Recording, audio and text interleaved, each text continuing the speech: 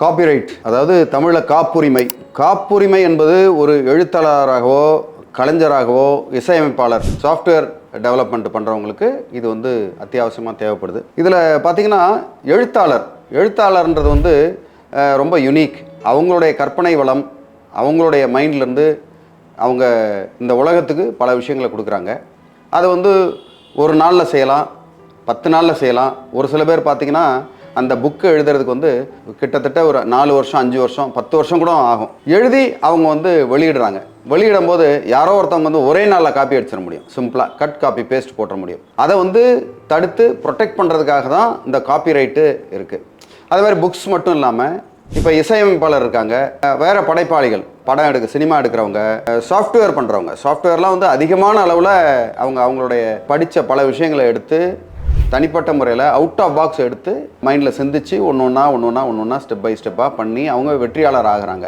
அவங்களோட வெற்றி பொருளாதார வெற்றியாக ஆகிறதுக்கு முன்னாடி வேறு யாரோ ஒருத்தவங்க அதை காப்பி அடிச்சிட்டாங்கன்னா, ஒரே நாளில் காப்பி அடிச்சிட்டாங்கன்னா, அவங்க போய் அதை உலகளாவிய விற்றாங்கன்னா அவங்க தான் பெரிய ஆள். இவங்க அதனால் காப்பிரைட் பண்ணணும். ஒரு இசையமைப்பாளர் அவர் அவருடைய இசையை அவர் தாராளமாக போய் காப்பிரைட் பண்ண முடியும். அதே இது காப்பிரைட்டை கிளைம் பண்ணுறது அவர் மட்டும் இல்லை, ப்ரொடியூசர் பண்ணலாம், அந்த பாட்டை எழுதுகிறவங்க பண்ணலாம்.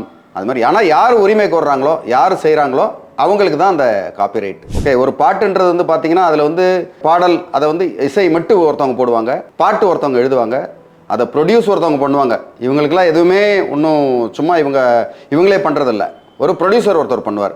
ஸோ பொருளாதார ரீதியாக யார் அந்த நிர்வாகத்தில் பார்க்குறாங்களோ அவங்க காப்பிரைட்டை உரிமை அதை கோர முடியும். ஸோ இதுதான் சட்டம்.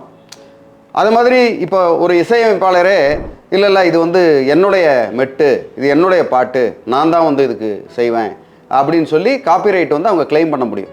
அவங்க ரெஜிஸ்டர் பண்ணியிருந்தால் வேறு யாரும் அதை பண்ண முடியாது. அதுக்கு அடுத்தவங்க அப்ஜெக்ட் பண்ணாமல் இருக்கணும்.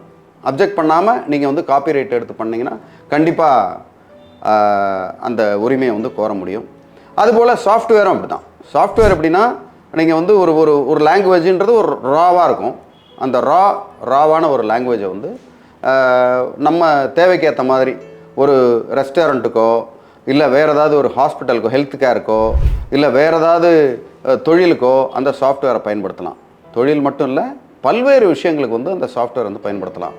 அந்த ராவாக இருக்கிற ஒரு விஷயத்தை ஒரு வடிவமைச்சு அவங்க ஆர்கிடெக்சர் பண்ணி அந்த சாஃப்ட்வேரை அழகாக நம்ம மக்களுக்கு தேவையான அளவுக்கு பயன்படுற அளவுக்கு அந்த சாஃப்ட்வேரை பண்ணும்போது அதை ஒரே நாளில் இன்னொருத்தவங்க எடுத்துகிட்டு போயிட்டா என்ன பண்ணுவீங்க? அதனால் வெளியிடுறதுக்கு முன்னாடி காப்பிரைட் ரெஜிஸ்ட்ரேஷன் கண்டிப்பாக நீங்கள் பண்ணணும். காப்பிரைட் ரெஜிஸ்ட்ரேஷன் பண்ணால் தான் அதிலேருந்து நீங்கள் உங்களோட பலனடைய முடியும். அப்படி இல்லைன்னா அது உறுதி. ரெண்டாவது, காப்பிரைட் பண்ணியாச்சு, பண்ணதுக்கப்புறமா அதை வேறு யாராவது எடுக்க முடியுமா? எடுக்கவே முடியாது. அப்படி எடுத்தாங்கன்னா அது திருட்டு கொள்ளைக்கு சமமானது. அது கிட்டத்தட்ட பார்த்திங்கன்னா ஒரு திருடுற மாதிரி ஒரு பொருளை. எப்படி ஒரு பொருளை கயவர்கள் எடுத்துகிட்டு போவாங்களோ அதை மாதிரி உண்டான சட்டம் தான் அதில் கிரிமினல் குற்றம். அது கிரிமினல் குற்றம். ரெண்டாவது அதை வச்சு நிறையா பலன் பெற்றாங்கன்னா அவங்ககிட்ட இந்த நஷ்ட ஈடு பெரிய அளவில் வாங்கவும் முடியும். அவங்கள சிறைக்கு கூட நீங்கள் அனுப்ப முடியும். ஸோ காப்பிரைட்டுன்றது ரொம்ப ரொம்ப இம்பார்ட்டண்ட்டு. அதுக்கு ஒரு செட் ஆஃப் ப்ராசஸ் இருக்குது. ஆன்லைன்லேயும் பண்ண முடியும், நிறைய டாக்குமெண்டேஷன் இருக்குது. அது பொதுவாக நம்மளே பண்ணுறதுன்றது கஷ்டம். நம்மளேனா நீங்கள் சாதாரண ஒரு பொதுமக்களோ இல்லை அது படைப்பாளிகளோ பண்ணுறது ரொம்ப சிரமமாக இருக்கும். அதனால் அது சம்மந்தப்பட்ட நிபுணர்கள் எங்களை மாதிரி ஒரு அட்வொகேட்ஸ் கிட்ட இந்த விஷயங்களை நீங்கள் சொன்னீங்கன்னா அவங்க ஸ்டெப் பை ஸ்டெப் ப்ராசஸ் உங்களுக்கு சொல்லுவாங்க. காப்பிரைட்டை எப்படி ரெஜிஸ்டர் பண்ணலான்னு அதை ரெஜிஸ்டர் பண்ணி நீங்கள் உங்களுடைய படைப்புகளை உறுதியாக நீங்கள் காத்துக்க முடியும். உங்களுக்கு வேறு ஏதாவது சந்தேகங்கள் இருந்ததுன்னா டிஸ்கிரிப்ஷனில் கொடுத்துருக்க என்னுடைய நம்பர், என்னுடைய அட்ரஸில் மீட் பண்ணலாம், இல்லை வாட்ஸ்அப் பண்ணலாம். உங்களுக்கு உதவி செய்ய நான் காத்துக்கிட்டு இருக்கேன். நன்றி, வணக்கம்.